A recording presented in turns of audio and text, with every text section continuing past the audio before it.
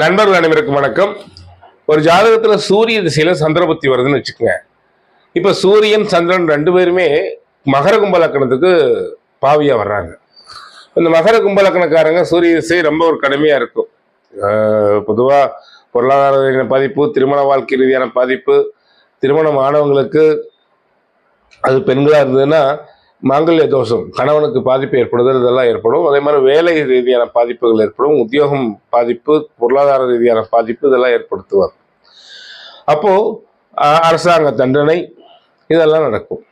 அப்போ இவங்க என்ன செய்யணும்னு கேட்டீங்கன்னா, இந்த சூரிய திசையில சந்திரபுத்தியில கோபூஜை செய்யறது, வெள்ளிக்கிழமை கோபூஜை செய்யறது, அல்லது பசுமாட்டை வழிபடுறது, பசு பராமரித்தல், பசுக்கு அகத்திக்கீரை வாங்கி கொடுக்கறது, அதுபோல கோசாலைக்கு தீவனம் வாங்கி கொடுக்கறது, இந்த மாதிரி விஷயங்கள் செய்யும் பொழுது சிவபூஜை செஞ்சுட்டு இருந்தாங்கன்னா சிறப்பான பலனை கொடுக்கும், நற்பலனே நடக்கும் என்பது உறுதி. நல்லதே நடக்கட்டும்.